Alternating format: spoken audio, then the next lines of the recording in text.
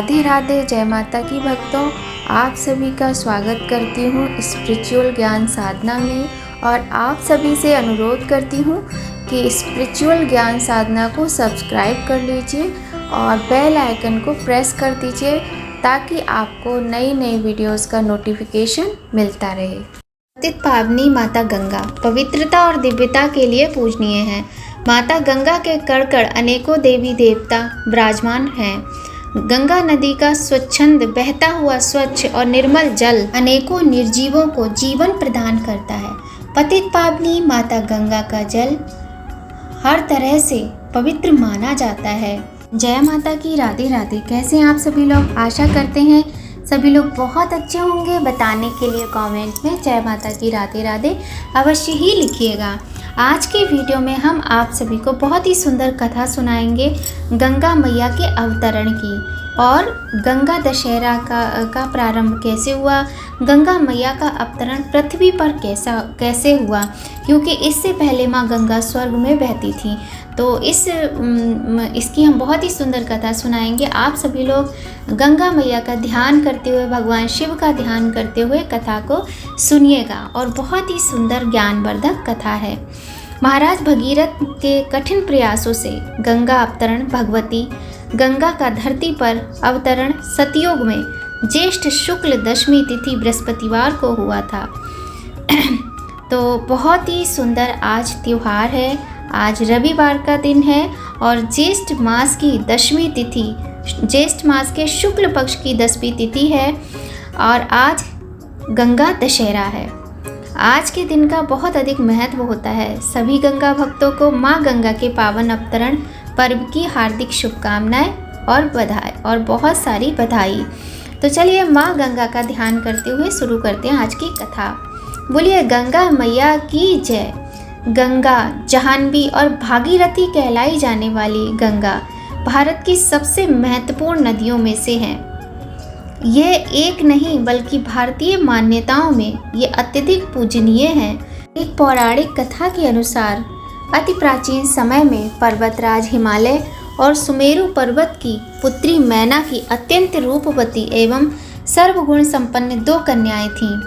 पर्वतराज हिमालय की पुत्री माँ पार्वती और गंगा 2 पुत्रियां थीं। 2 कन्याओं में सबसे बड़ी थी गंगा और छोटी थी उमा। कहते हैं बड़ी पुत्री गंगा अत्यंत प्रभावशाली और असाधारण दैवीय गुणों से संपन्न थी। साथ ही वह किसी बंधन को स्वीकार न करने के लिए भी जानी जाती थी। हर कार्य में अपनी मनमानी करना उनकी आदत थी। हिमालय से बेहद ऊंचाई पर सुरलोक में रहने वाले देवताओं की दृष्टि गंगा पर पड़ी। उन्होंने उनकी असाधारण प्रतिभा को सृष्टि के कल्याण के लिए चुना और उसे अपने साथ स्वर्गलोक ले गए। अब पर्वतराज के पास एक कन्या शेष थी, उमा। उमा ने भगवान शिव की तपस्या की और तप पूर्ण होने पर भगवान शंकर को ही वर के रूप में मांग लिया। इस तरह से दोनों का विवाह संपन्न हुआ। शिव और उमा के विवाह के वर्षों बाद भी दोनों को संतान प्राप्ति ना हुई। एक दिन भगवान शिव के मन में संतान उत्पन्न करने का विचार आया। जब उनके इस विचार की सूचना सृष्टि के रचनाकार ब्रह्मा जी तक पहुंची तो उनके सहित सभी देवता चिंता में पड़ गए। उन्हें समझ नहीं आ रहा था कि महादेव जैसे अत्यंत तेजस्वी देव के संतान के तेज को कौन संभाल सकेगा। इसका जवाब उन्हें स्वयं भगवान शंकर के अलावा और कोई नहीं दे सकता था। तो सभी अपनी पुकार लेकर उनके पास पहुंच गए। उनके कहने पर अग्नि ने यह भार ग्रहण किया और परिणाम स्वरूप अग्नि के समान महान तेजस्वी स्वामी कार्तिकेय का जन्म हुआ। देवताओं के इस षड्यंत्र से उमा के संतान होने में बाधा पड़ी तो उन्होंने क्रुद्ध होकर देवताओं को श्राप दे दिया कि भविष्य में वे कभी पिता नहीं बन सकेंगे। इस बीच सुरलोक में विचरण करती हुई गंगा से उमा की भेंट हुई। गंगा ने उमा को बताया कि अब वह सुरलोक में और नहीं रहना चाहती और अपनी मातृभूमि पृथ्वी पर जाना चाहती हैं। जिस पर उमा ने गंगा को आश्वासन दिया कि वे भविष्य में उनकी इस प्रार्थना का कोई न कोई समाधान अवश्य निकालेंगी।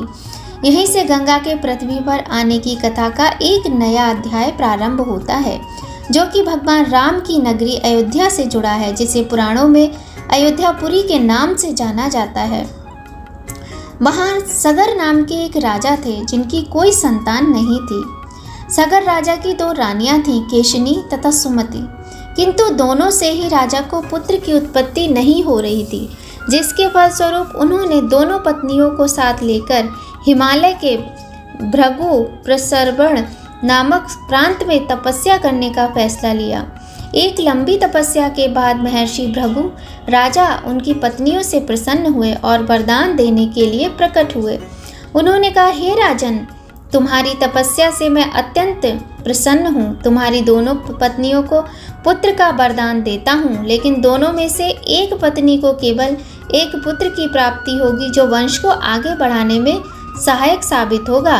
दूसरी पत्नी को 60,000 पुत्रों का वर प्राप्त होगा। अब तुम ये फैसला कर लो कि किसे कौन सा वरदान चाहिए। इस पर राजा की पहली पत्नी केशिनी ने वंश को बढ़ाने वाले एक पुत्र की कामना की। रानी सुमति ने 60,000 बलवान पुत्रों की। उचित समय पर रानी केशिनी ने असमंजस नामक पुत्र को जन्म दिया। दूसरी ओर रानी ने अंशुमान नामक एक पुत्र को जन्म दिया। वह अपने पिता के बिल्कुल विपरीत स्वभाव का था। अंशुमान अत्यंत सदाचारी, पराक्रमी एवं लोगों की सहायता करने वाला था। एक दिन राजा सगर ने महान अश्वमेध यज्ञ करवाने का फैसला लिया, जिसके लिए उन्होंने हिमालय एवं विंध्याचल के बीच की हरी भूमि को चुना। वहाँ एक विशाल यज्ञ मंडप का निर्माण कराया। भूमि बहुत अधिक हरी भरी थी। इसके बाद अश्वमेध यज्ञ के लिए श्याम वर्ण घोड़ा छोड़कर उसकी रक्षा के लिए पराक्रमी अंशुमान को सेना के साथ पीछे भेज दिया। यज्ञ सफलतापूर्वक बढ़ रहा था, जिसे देख इंद्र काफी भयभीत हो गए। तभी उन्होंने एक राक्षस का रूप धारण किया और हिमालय पर पहुंचकर राजा सगर के उस घोड़े को चुरा लिया। और घोड़े की चोरी की सूचना पाते ही राजा सगर के होश उड़ गए। उन्होंने शीघ्र ही अपने 60,000 पुत्रों को आदेश दिया कि घोड़ा चुराने वाले को किसी भी अवस्था में पकड़कर ले आओ, चाहे वो मृत हो या फिर जीवित। आदेश सुनते ही सभी पुत्र खोजबीन में लग गए। जब पूरी पृथ्वी खोजने पर भी घोड़ा नहीं मिला तो उन्होंने पृथ्वी को खोदना शुरू कर दिया, यह सोचकर कि शायद पाताल लोक में उन्हें घोड़ा मिल जाए। अब पाताल में घोड़े को खोजते खोजते वे सनातन वसुदेव कपिल के आश्रम पहुंच गए। वहां उन्होंने देखा कि कपिल मुनि आंखें बंद किए हुए बैठे हैं और ठीक उनके पास यज्ञ का वह घोड़ा बंधा हुआ था, जिसे वह लंबे समय से खोज रहे थे। इस पर सभी मंदबुद्धि पुत्र क्रोध में कपिल मुनि को घोड़े का चोर समझकर उन्हें अपशब्द कहने लगे। उनके इस कुकृत्य से कपिल मुनि की समाधि भंग हो गई। आंखें खुलते ही उन्होंने क्रोध में सभी राजकुमारों को अपने तेज से भस्म कर दिया, लेकिन इसकी सूचना राजा सगर को नहीं थी। जब लंबा समय बीत गया तो राजा फिर से चिंतित हुए। अब उन्होंने अपने तेजस्वी पौत्र अंशुमान को अपने पुत्रों तथा घोड़े का पता लगाने के लिए आदेश दिया। आज्ञा का पालन करते हुए अंशुमान उस रास्ते पर निकल पड़ा जो रास्ता उसके चाचाओं ने बनाया था। मार्ग में उसे जो भी पूजनीय ऋषि मिले वह उनका सम्मान पूर्वक आदर सत्कार करता। खोजते खोजते वह कपिल मुनि के आश्रम में पहुंच गया, वह जहां पर सभी पुत्र मरे हुए थे।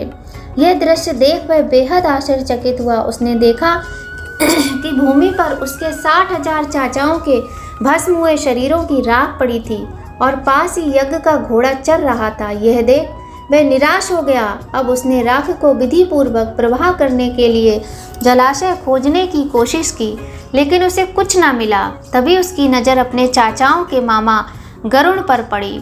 उसने गरुण से सहायता मांगी तो उन्होंने उसे बताया कि किस प्रकार से कपिल मुनि द्वारा उसके चाचाओं को भस्म किया गया। वह आगे बोले कि उसके चाचाओं की मृत्यु कोई साधारण नहीं थी, इसीलिए उनका तर्पण करने के लिए कोई भी साधारण सरोवर या जलाशय काफ़ी नहीं होगा। इसके लिए तो केवल हिमालय की ज्येष्ठ पुत्री गंगा के जल से ही तर्पण करना सही माना जाएगा। गरुड़ द्वारा सलाह मिलने पर अंशुमान घोड़े को लेकर वापस अयोध्या पहुंचा और राजा सगर को सारा कुछ बताया। राजा काफ़ी दुखी हुए, लेकिन अपने पुत्रों का उद्धार करने के लिए उन्होंने गंगा को पृथ्वी पर लाने का फैसला किया। लेकिन ये सब कैसे होगा, उन्हें समझ नहीं आया। कुछ समय पश्चात महाराजा सगर का देहांत हो गया, जिसके बाद अंशुमान को राजगद्दी पर बैठाया गया। आगे चलकर अंशुमान को दिलीप नामक पुत्र की प्राप्ति हुई। उसके बड़े होने पर अंशुमान ने उसे राज्य सौंप दिया और स्वयं हिमालय की गोद में जाकर गंगा को प्रसन्न करने के लिए तपस्या करने लगे। उनके लगातार परिश्रम के बाद भी उसे सफलता हासिल न हुई और कुछ समय बाद अंशुमान का देहांत हो गया।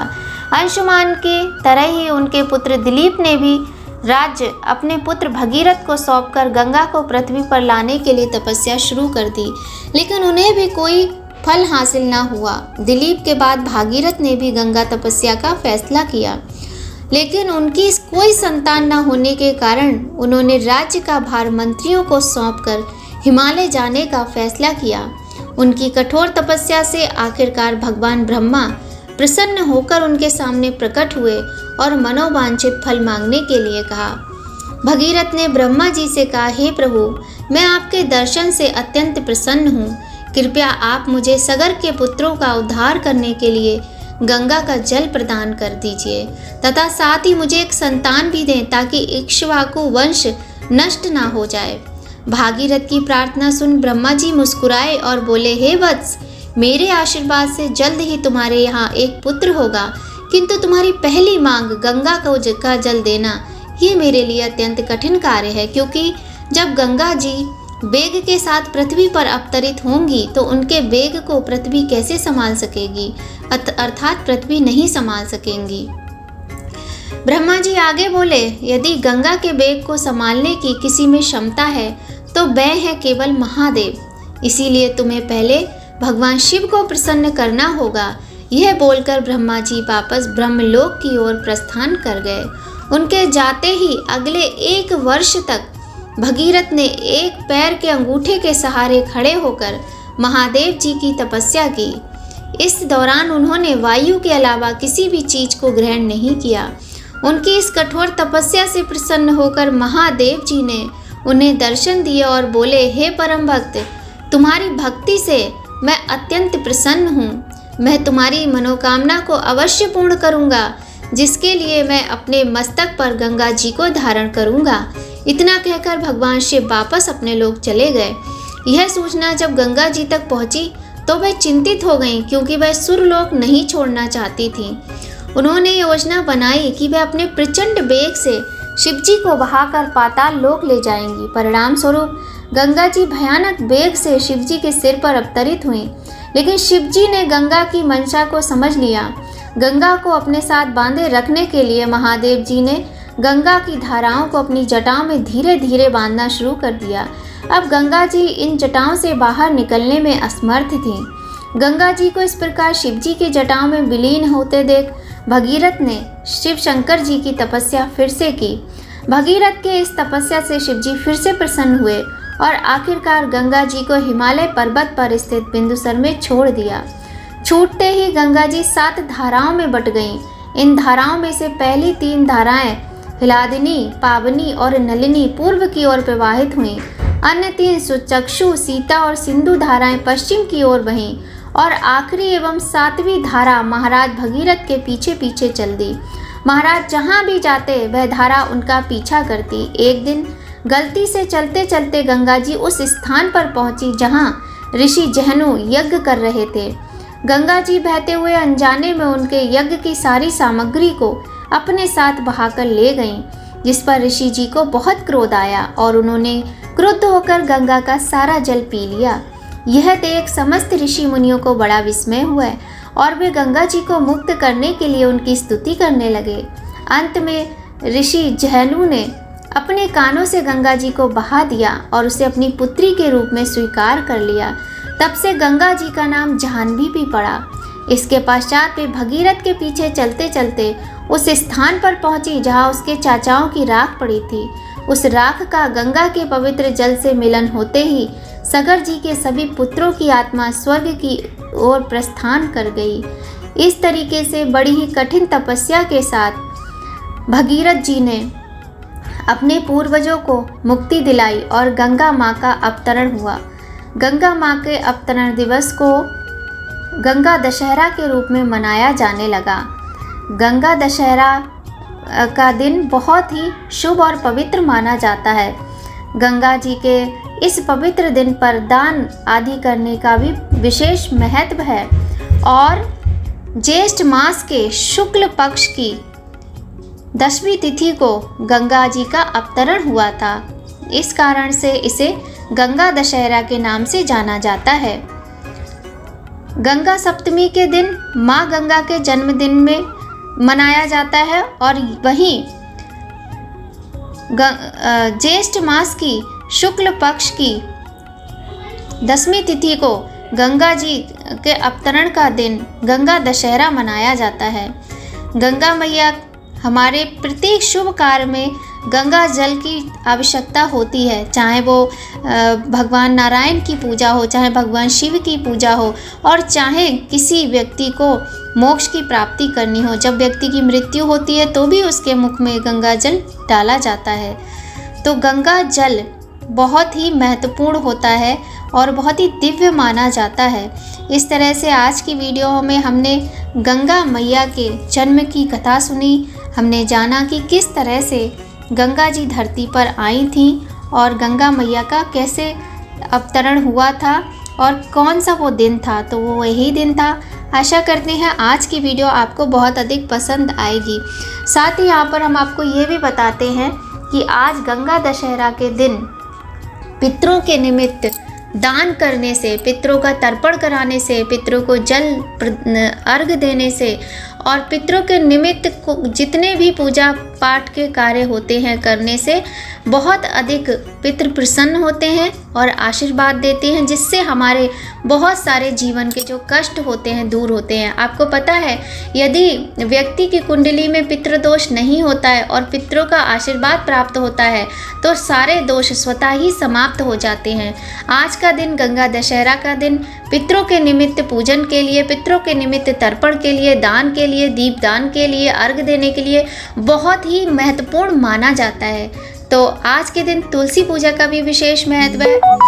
आज के दिन दक्षिण दिशा की तरफ मुख करके अपने पितरों के निमित्त जल में काले जल डालकर और स्टील के लोटे में जल लेना, इस बात का ध्यान रखें। पितरों का ध्यान करते हुए दक्षिण दिशा की तरफ मुख करके जब आप जल देते हैं तो पितृ प्रसन्न होकर आपको आशीर्वाद देते हैं। साथ ही कुछ ना कुछ दान करें और इसके अतिरिक्त शाम के समय आप अपने घर की छत पर, अपने घर की दहलीज पर और तुलसी में, बेलपत्र में यदि आपके घर में है तो, और अपने घर के मंदिर में एक दिया अवश्य प्रज्वलित करें और अपने पितरों को नमन करें।